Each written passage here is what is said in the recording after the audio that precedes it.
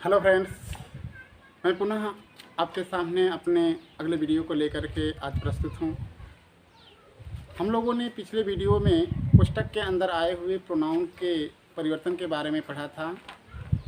आज मैं आप लोगों को अपनी इस वीडियो के माध्यम से कोष्ठक के अंदर आए हुए जो वाक्य होते हैं, यानी रिपोर्टेड स्पीच का जो वाक्य होता है, उस वाक्य का टेंस किस तरह से और कैसे बदलते हैं, इसके बारे में इस वीडियो के माध्यम से आपको समझाऊंगा। सबसे पहली बात दोस्तों, आपको ये समझना है, जैसा कि मैंने आज की टॉपिक को व्हाइट बोर्ड पे लिख दिया है कि हमें पढ़ना है रिपोर्टेड स्पीच का टेंस बदलना, यानी कोष्ठक के अंदर जो वाक्य आया होता है उस वाक्य का टेंस कैसे और किस तरह से क्या होता है, बदलता है। कौन सा टेंस होगा तो उसमें किस टेंस में बदलते हैं वाक्य को। तो सबसे पहली तो ये बात ध्यान देना है दोस्तों कि रिपोर्टेड स्पीच यानी कोष्ठक के अंदर का वाक्य का टेंस तभी बदलता है जब हमारी यह रिपोर्टिंग जो वर्ब होती है, यानी कोष्ठक के बाहर के वाक्य की जो क्रिया होती है वह क्या नज़र आएगी, सेट।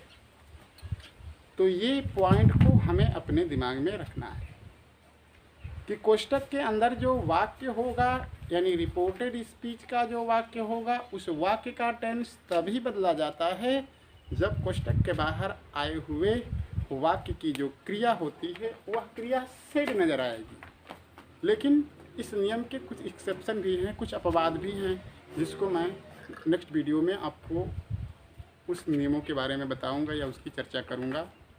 लेकिन आज के इस वीडियो में आपको केवल ये समझना है कि जब कोष्ठक के बाहर वाले वाक्य की क्रिया जो होती है, यानी रिपोर्टिंग वर्ब जो होती है, अगर सेड होगी तो कोष्ठक के अंदर के वाक्य का टेंस बदलेगा। और कौन सा टेंस होगा तो वो किस टेंस में बदलेगा, इसके बारे में आपको बताऊंगा।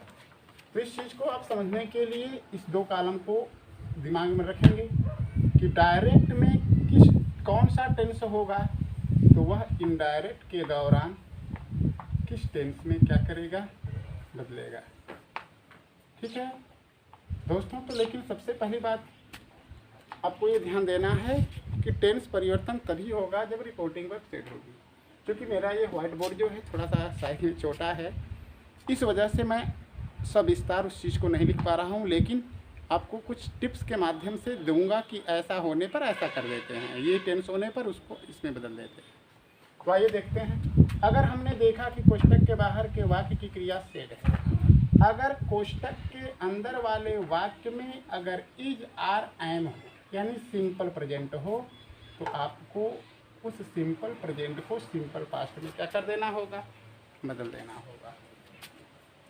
अगर उसमें कोष्ठक के अंदर आए हुए वाक्य में हैज दिख रहा है लेकिन कोष्ठक के बाहर की क्रिया सेड है, तो इस हैज का परिवर्तन किसमें कर लेंगे, हैड में। अगर कोष्ठक के अंदर वाज और वेयर होगा तो कोष्ठक के अंदर का जब वाक्य इनडायरेक्ट में टेंस में बदलेगा तो उस दौरान वह टेंस जो होगा वाज वेयर वाला इसका रूप ले लेगा, हैड बीन में हो जाएगा। ये सामान्य सा है। अब आगे बढ़ते हैं, यानी डू डज। देखिए दोस्तों, मैंने आपको बताया कि केवल इसको टिप्स के माध्यम से समझा रहे हैं। यानी डू डज मैं लिख रहा हूँ तो आपको समझना है ये प्रेजेंट इंडिफिनिट लिखा जा रहा है। प्रेजेंट इंडिफिनिट, प्रेजेंट इंडिफिनिट का वाक्य जब बदलता है तो डिड वाले वाक्य में बदल जाता है। फिर आगे जब चलेंगे तो प्रेजेंट कंटिन्यूअस है, तो प्रेजेंट कंटिन्यूअस की क्रिया आप देख ही रहे हैं कि प्रेजेंट कंटिन्यूअस अगर होगा, अगर ऐसा नहीं है तो इसको ऐसे भी समझ लीजिए कि अगर कोष्ठक के अंदर अगर प्रेजेंट इंडिफिनिट है तो उसको आपको पास्ट इंडिफिनिट में बदलना है। अगर कोष्ठक के अंदर अगर प्रेजेंट कंटिन्यूअस है तो उसको आपको पास्ट कंटिन्यूअस में बदल देना है। कोष्ठक के अंदर अगर प्रेजेंट परफेक्ट है तो उसको पास्ट परफेक्ट में बदल देना है। कोष्ठक के अंदर अगर प्रेजेंट परफेक्ट कंटिन्यूअस है तो उसको आपको पास्ट परफेक्ट कंटिन्यूअस में बदल देना है। यानी हर प्रेजेंट को किसमें बदल देना है, उसके पास्ट में। अब चलते हैं पास्ट। अगर कोष्टक के अंदर अगर पास्ट इंडिफिनिट होगा तो आपको उसको पास्ट परफेक्ट में बदल देना होगा। अगर कोष्टक के अंदर अगर पास्ट कॉन्टिन्यूअस है तो उसको आपको पास्ट परफेक्ट कॉन्टिन्यूअस में बदलना है, परफेक्ट कॉन्टिन्यूअस में बदल देता है। अगर कोष्टक के अंदर ऑलरेडी अगर पास्ट परफेक्ट होगा या कोष्टक के अंदर अगर पास्ट परफेक्ट कॉन्टिन्यूअस होगा तो इन दोनों को नहीं बदला जाता है। यानी कोष्टक के अंदर अगर हैड होगा, हैड बीन होगा तो उसको चेंज नहीं करते हैं। अब आगे आपको देखना है, अगर कोष्टक के अंदर अगर कैन होगा या मे होगा तो कैन को आपको कुड में बदल लेना होगा, मे को माइट में बदल लेना होगा। अगर कोष्टक के अंदर अगर सैल होगा या बिल होगा तो सैल को आपको शुड में और बिल को कुड में बदलना होगा। यानी देखो दोस्तों, सैल और विल जो होती है फ्यूचर की हेल्पिंग वर्ब है, लेकिन जब उसको बदलेंगे हम तो उसका पास्ट रूप जो होगा सैल का शुड होता है और बिल का कुड होता है। ये चार्ट रहा टेंस के परिवर्तन का। अब इस चीज़ को हम एग्जाम्पल के अनुसार देखें कि कैसे और किस तरह से बदलते हैं। लेकिन आपको इस बात को नहीं भूलना है, कोष्टक के अंदर का टेंस तभी बदलेगा जब कोष्टक के बाहर की क्रिया से नजर आएगी। जैसे अगर एग्जाम्पल लेते हैं हम कि he said to her, he said to her comma inverted comma you are my wife, you are my wife. कोष्टक के बाहर सेड नजर आया, टेंस बदलेगा। ही हो गया, सेड टू को टोल्ड में बदल दिया गया, हर हो गया, कामा इनोटेड कामा हटा दैट हो गया। प्रोनाउन परिवर्तन आपको अगले वीडियो में बताया गया है। यू सेकेंड पर्सन का है सब, इसलिए आपने परिवर्तन के लिए हर के पास पहुंचेगा तो सी मिलेगा। अब देखिए ये इज आर एम है तो आपको बताया गया कि इज आर एम होने पर वाज वेयर में, सी के अनुसार जब इज आर अरे वाज वेयर में से लिखते हैं तो वाज हो जाएगा। यह माई सब फर्स्ट पर्सन का है, अपने बदलाव के लिए ही के पास पहुंचेगा, ही के लिए अपना की अंग्रेजी जब खोजेंगे आप तो आपको क्या मिलेगा, ठीक, नरेशन बन गया। फिर आगे चलते हैं, जैसे कह दिया जाएगा कि she said to me, she said to me I help you, I help your son, मैं तुम्हारे पुत्र की मदद करती हूँ। सेड टू क्रिया हो गया, सी हो गया, सेड टू को टोल्ड में बदल दिए, मी हो गया, कामा इनोटेड कामा दैट लग गया।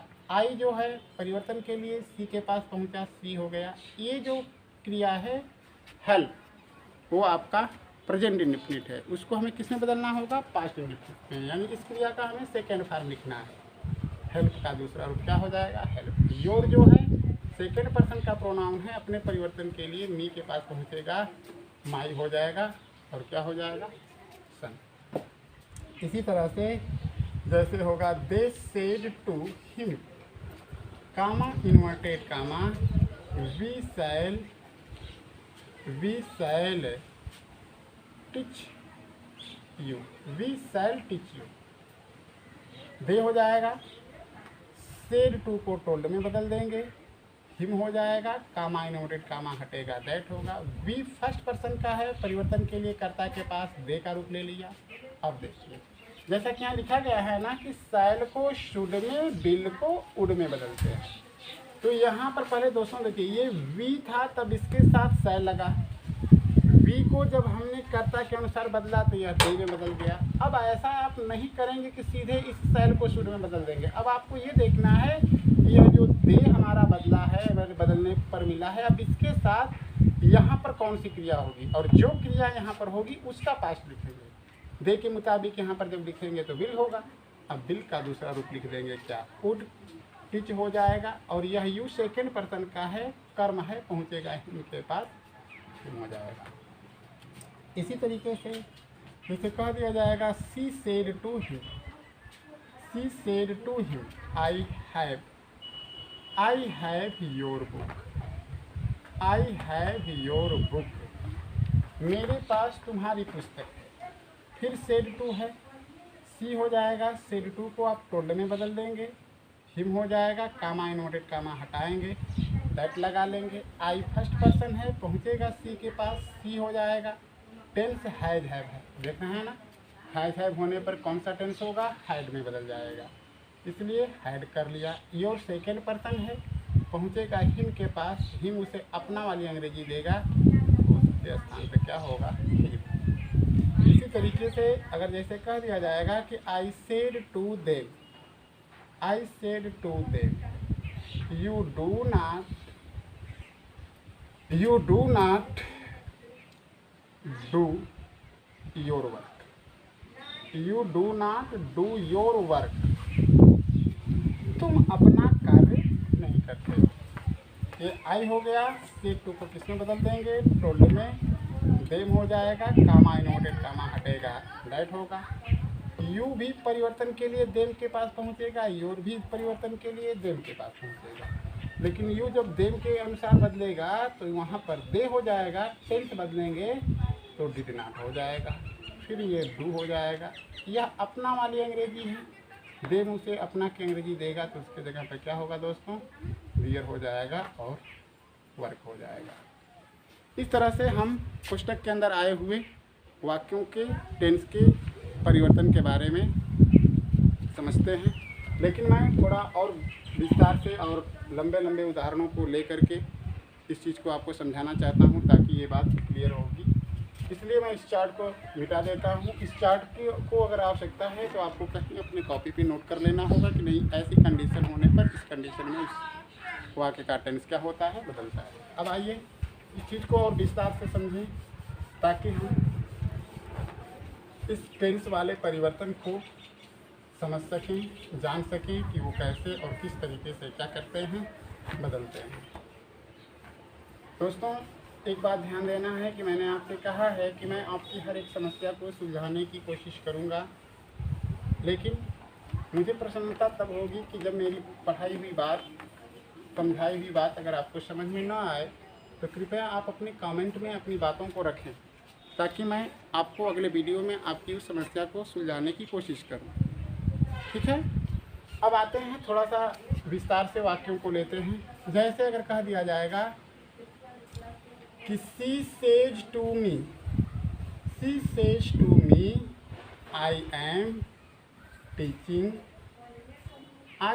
Teaching your son with my brother.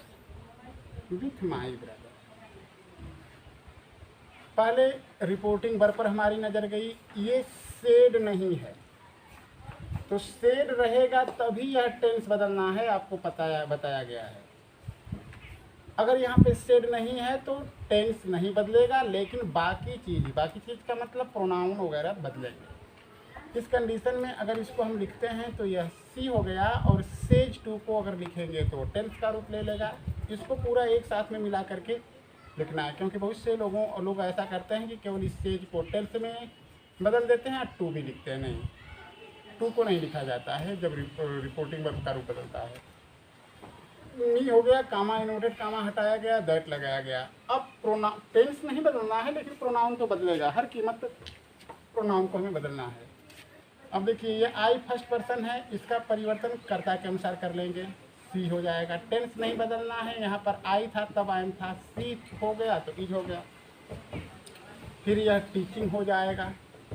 यह योर सेकेंड पर्सन का है, अपने परिवर्तन के पास मी के पास पहुँचेगा, अपना की अंग्रेजी मी उसे माई देगा, फिर सन हो जाएगा, फिर विथ हो जाएगा।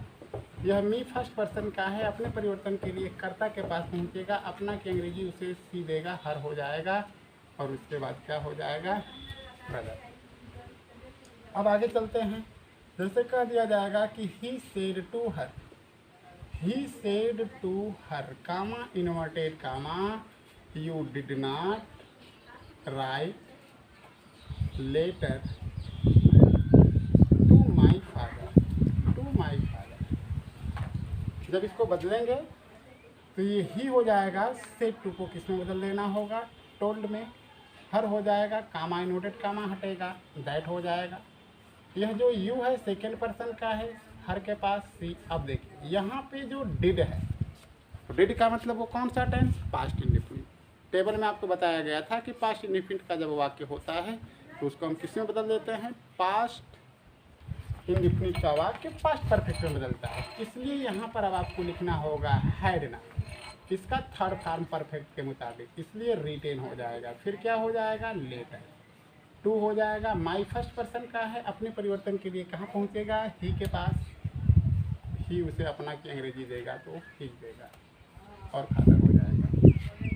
इसी तरीके से जैसे कह दिया जाएगा कि they said to him, they said to him we shall go to Delhi, we shall go to Delhi with your parents, with your parents.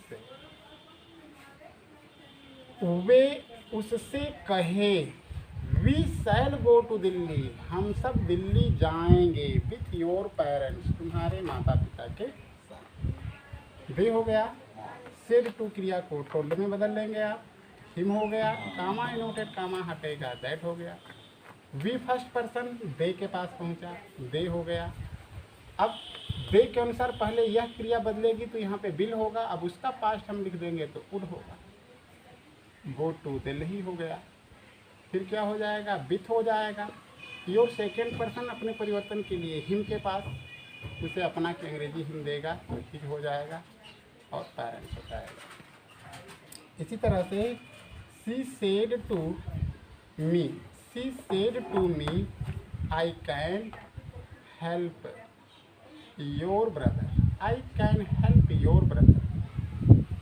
वह मुझसे कही, I can help your brother, मैं तुम्हारे भाई की मदद कर सकती हूँ। सी हो गया, से टू को आपने बदल दिया टोल्ड में, मी हो गया, कामा इनोडेड कामा हटा, दैट हो गया। आई फर्स्ट पर्सन पहुँचेगा सी के पास, सी का रूप ले लिया। कैन किस में हो गया, वुड में। फिर क्या होगा, हेल्प। योर सेकेंड पर्सन पहुँचेगा मी के पास, अपना की अंग्रेजी है, मी के अनुसार अपना की अंग्रेजी लिखेंगे तो माई हो जाएगा और ब्रदर हो जाएगा। इसी तरह से Rahul said to children you never complete your work, you never complete your work, तुम अपना कार्य कभी पूरा नहीं करते हो। राहुल हो जाएगा, सेड टू को टोल्ड में बदल देंगे, चिल्ड्रेन हो जाएगा, कामा इनोटेड कामा हटेगा, दैट होगा। यू और योर ये दोनों सेकेंड पर्सन का है, इनका परिवर्तन चिल्ड्रेन के मुताबिक करेंगे। यू पहुंचा जब चिल्ड्रेन के पास तो चिल्ड्रेन बहुवचन है, इसलिए बहुवचन के अनुसार हम यू के जगह पर चिल्ड्रेन या थे लिख सकते हैं। नेवर हो गया, यह वाक्य हमारा प्रेजेंट इंडेफिनिट दिख रहा है, उसको पास्ट इंडेफिनिट में बदलेंगे तो ये कंप्लीट से क्या बनेगा, कंप्लीटेड। और योर पहुँचेगा जब चिल्ड्रेन के पास तो अपना की अंग्रेजी क्या हो जाएगा, डियर, और क्या हो जाएगा, वर्क। इस तरह से दोस्तों मैं आपको टेंस के परिवर्तन के बारे में बताया और समझाया। अगले वीडियो में मैं आप लोगों को रिपोर्टेड स्पीच के अंदर आए हुए समय तथा निकटता सूचक शब्दों में बदलाव के बारे में बताएंगे, क्योंकि रिपोर्टेड स्पीच में कुछ ऐसे शब्द होते हैं जो समय तथा निकटता सूचक शब्दों से रिलेटेड होते हैं, तो वो शब्द भी अगर रिपोर्टेड स्पीच में आए होते हैं तो उन शब्दों में भी परिवर्तन किया जाता है। और कैसे किया जाता है, कौन सा शब्द होता है तो उसका क्या रूप होता है, यानी कौन सा शब्द जो होता है इनडायरेक्ट के दौरान किस शब्द के रूप में बदल जाता है, ये चीज़ मैं आपको अपने अगली वीडियो में बताऊंगा। लेकिन मैं आपसे उम्मीद करता हूं कि मेरे हर एक वीडियो से आप जुटे रहेंगे ताकि आपको भली भांति नरेशन समझ में आ जाए। और दोस्तों मैंने पहले ही आपको बता दिया है कि यह जो नरेशन है वह ग्रामर का एक बहुत ही इम्पोर्टेंट पार्ट है। जो बच्चे नरेशन के बारे में अगर भली भांति समझ जाएंगे, उनको क्वेश्चन आंसर लिखना, ऐसे निबंध, एप्लीकेशन, ये सारी चीज़ें लिखना उनके लिए बहुत ही सरल हो जाएगा। क्योंकि मैं अभी आपको ये इंग्लिश के माध्यम से समझा रहा हूँ, इंग्लिश सेंटेंसेस लिया हूँ, लेकिन मैं आपको हिंदी के साथ साथ अंग्रेजी के सेंटेंसों के साथ साथ हिंदी के सेंटेंसों के भी बारे में बताऊँगा, क्योंकि यहाँ पर जो चीज़ आप देख रहे हैं वो सारी चीज़ें आपके आंखों के सामने दिख रही हैं, इसलिए आप साड़ी की मदद से उन चीज़ों को आप बदल ले रहे हैं। लेकिन यही चीज़ जब आपके सामने हिंदी में आएगी तो कुछ कठिनाइयाँ आपके सामने आ सकती हैं। इसलिए आपको मैं दोनों यानी इंग्लिश नरेशन और हिंदी नरेशन दोनों चीज़ों के बारे में समझाऊंगा, बताऊंगा, ताकि हर बात आपको भली भांति अच्छी तरह से समझ में आ जाए। इसी के साथ मैं दोस्तों अपना आज का यह वीडियो यही समाप्त करता हूँ। पुनः मैं आपको अपने अगले वीडियो के साथ में प्रस्तुत होऊंगा। धन्यवाद दोस्तों।